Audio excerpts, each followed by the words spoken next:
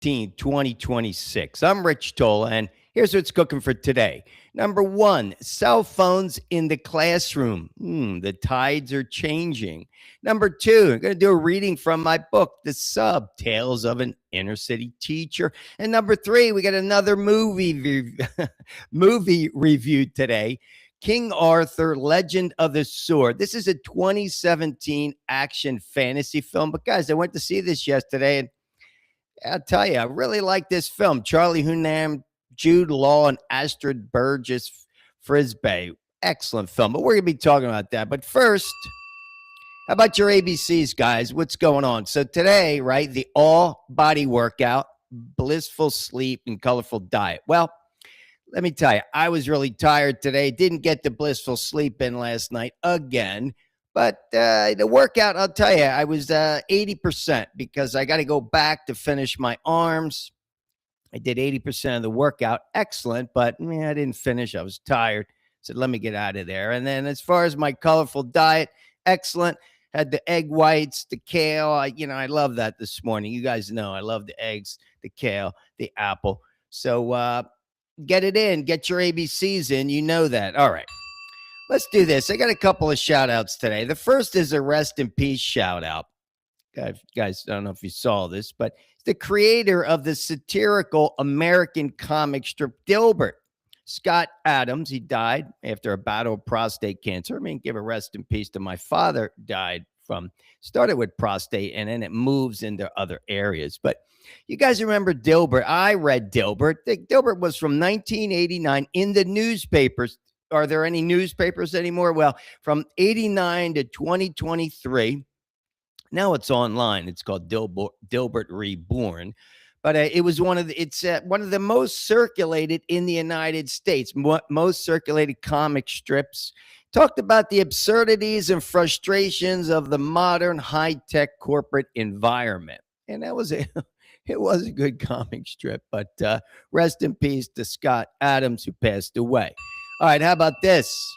Now, this actor, she is awesome. Zoe Saldana. She's, let me give a shout out to her. She became the highest grossing actor ever with a combined estimated box office gross of over $15.4 billion with a B. This is 1 month after the Avatar Fire and Ash was released. Let me tell you, the film Colombiana? I love that movie. You guys should go take a look at that. She was awesome in that. She's been awesome forever. But Zoe, hey, congrats to you. All right, here we go. Did you guys see the news? 4 in 10 teens, that's 40%, support cell phone bans in the classroom. Well, let me tell you, that surprises me. It said 41% of U.S. teens aged 13 to 17 would like to ban in middle school and high school cell phones in the classroom. Now, when it comes to banning cell phones throughout the entire day, that number goes down to less than 20%. But let me tell you, this is something I want to read to you because this is something that is very, very timely. All right. Now, you guys know this. I'm going to read you this. This is chapter. Take a look. You guys know I wrote this, The Sub, Tales of an Inner City Teacher. This is chapter 8, middle school. All right, I'm going to start you from the beginning. We're not going to go very far, but I want to read you this because this is my experience with cell phones. Now, remember, I taught during the COVID era, taught from 2017 to like 2021, 2022, over 600 days in the classroom. All right, here we go. Chapter 8, middle school. 2 words come to mind when I think of middle school: cell phones and hormones. That's why I eschewed subbing middle school and rarely did. And when I did, mostly in California, before I established myself with a bunch of high schools, the majority of my unhappy days or please help me situations have been in middle school, all originating from the hidden perils of those 2 words, which also seemed to lead to a more harmful third word, fighting. And I thought good things came in threes. Not this time. Perhaps I'm being a little overly dramatic when I say hidden pearls, but I do know this. Trying to communicate or calmly plead with an unhappy, uncooperative, irrational middle school student is like dealing with the Terminator. We're talking sixth, seventh, and eighth graders who are immaturely aged 12 to 14 years old. Of course, they know everything about everything, right? Plus, my students were raised on those oftentimes gritty and unsafe streets of their forgotten inner city neighborhoods. And to repeat those emblematic words of Michael Buffer, let's get ready to rumble. Hopefully, not rumble, but let's keep the cinematic analogies going with this iconic monologue from the tenacious, love struck Uber soldier Kyle Reese as he pleads with the unyielding Sarah Connor. Listen and understand that Terminator is out there. It can't be bargained with. It can't be reasoned with. It doesn't feel pity or remorse or fear. And it absolutely will not stop ever until you are dead. Well, maybe not the dead part, but the rest is 100% true.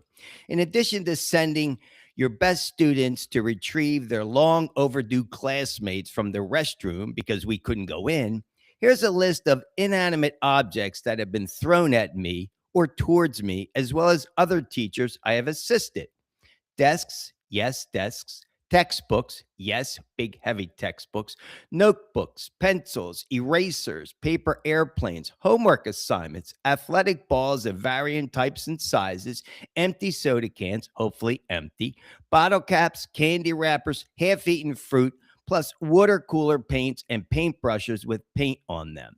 All from middle school students who had a penchant for speaking to me like crapola. It's all true, guys. Or rather, like I was the trash they were throwing at me. In case you were wondering why their phones or their newly activated hormones have anything to do with their bad behavior, maybe this will help. With cell phones, every student has the unquestionable control and unlimited use of a device that's not only a major distraction and a social media time sponge, it also takes them away from the present moment, which is crucial to learning anything in school and life. Simply put, being present equals better learning. I would also surmise that when it comes to all students, cell phones on their person diverts their attention the vast majority of time, like they often do with many adults. Maybe you're one of them. And kudos to the teachers and subs who've effectively mastered the art of cell phone-less classroom, something I never did. Regardless of my failure to keep those pesky time sponges at bay, cell phones in the classroom were an especially detrimental diversion for those children needing to learn how to read and write and solve simple math problems they couldn't otherwise do. As for hormones, they create a different set of similar problems. With all this newfound sexual energy coursing through their bodies as a result of puberty, student attention spans are naturally affected. Now, add all those confusing thoughts and feelings going on inside their heads to their already less than focused focal point, and there you have it. Students who are absent from the present moment. That is to say, not learning.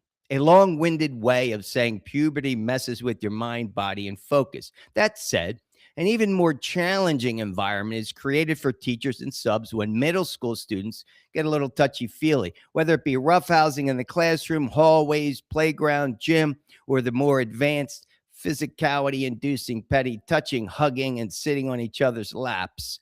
Fortunately for me, not something I experienced very often, although I definitely had to curb a student's enthusiasm on more than one occasion. By the way, when I first started subbing, it seemed that every school in Los Angeles was determined to prevent students from using their cell phones during class.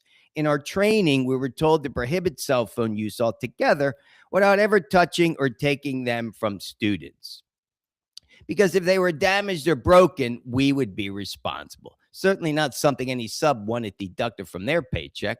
Some schools even tried those protective pouches where kids locked their phones in them each morning with a special key needed to open them. Another school had this thingamajig hanging on the wall with numbered pockets for the students to place their cell phones for the day. The thing is, nothing could stop these kids from getting to and using their phones, not even the sealed pouch with the fancy lock, because they would somehow steal the key right from under your desk and open all the locks right under your nose.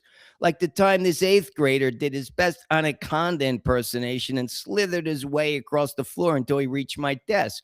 There I was, quietly reading a book as they always liked to do when there was no assignments to be monitored.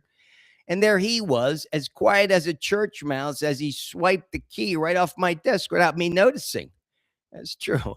Sometime later, I realized everyone in the room was using their cell phones. How in the world was that even possible? Good news was the boy confessed to his snake like activities, and because of it, I let the entire class use their cell phones for the rest of the day. Definitely took a few years to happen along with a dreadful pandemic, but in my post COVID years, it seemed most secondary schools allowed students to carry them during class without using them, of course. The bad news was no matter how hard I tried, there was always no dice on preventing those detrimental devices from being used in my classroom. My one saving grace was to disguise my students' never ending cell phone use by reclassifying them as research devices. That's true. Meaning, I told my students they couldn't use their cell phone to make phone calls or videos, but they could use them to do research on their assignments.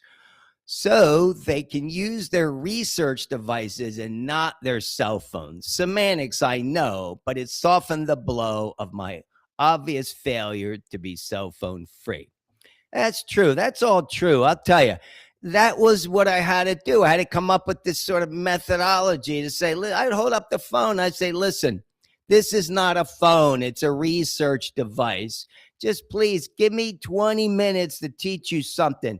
I would actually negotiate for half the class. We had these long classes. In middle school, they were a little shorter, maybe, I don't know, 75 minutes. I said, listen, give me half the class, and the second half the class, you could do the research. Well, let me tell you, I guess that's why I became the cool sub, but middle school, nah, next. All right, guys. So listen to this. Again, I went to the movies yesterday. I was going to go see Zoe and Avatar, but I got diverted again. I said, wow, I never saw this movie. I'm a huge Guy Ritchie fan. You remember The Gentleman with Matthew McConaughey and Charlie Hunnam? That was from 2019. Love that movie. But again, I'm a Guy Ritchie fan. He's like the British version of Quentin Tarantino, right? You guys know him. Well, here's this movie, King Arthur, Legend of the Sword, premiered on May 12, 2017. Now, it says it was made for 175 million, but it only made 150 million. So I guess you could say it lost money. But let me tell you about this film. Gritty, fast-paced, street smart. It's a take on the classic myth where Arthur rises from the back alleys to claim his throne after pulling Excalibur, the sword, from the stone. It stars Charlie Hunnam, Jude Law, Astrid Burgess Frisbee, Eric Bana's in there, and Jimon Hansu. You guys know him. He's excellent. Let me tell you, this is a classic Guy Ritchie film. It's got his sort of signature blending, that modern energy, epic fantasy. But why did it get a 31% score on Rotten Tomatoes? I have no idea. The popcorn meter, I'm going to start using that. That's the audience score. They gave it a 69%, which is a lot better than 31%. But let me tell you, they're wrong, because this movie's three things. It's badass, it's triumphant, and it's heartfelt. It is. Charlie's awesome. Astrid's awesome. Jude Law's awesome as the villain. I mean, to me, this movie has one of the most attractive casts that you're ever going to see in a movie. They're beautiful. I mean, excellent cast, excellent CGI, excellent score. I mean, let me tell you, and talk about the scenery. It was filmed throughout the UK and Scotland. Gorgeous scenery. So I don't know. I don't know if it's in your neighborhood. It was in my neighborhood in the movies. So I said, let me go. It was nominated 10 times, but it didn't win anything. And how about this? It finished second place for worst film of the year at the St. Louis Film Critics Association. Yeah, what do they know? What's going on in St. Louis? Yeah, my best friend's in St. Louis. I don't know what's going on over there, but all wrong. And here's one little trivia for you. Henry Cavill, loved him as Superman in all his films. And Idris Elba, he was, those guys were considered for roles, but were not, chosen. Anyway, I love the cast. Let me tell you, this is a 2-hour film that feels like 1 hour.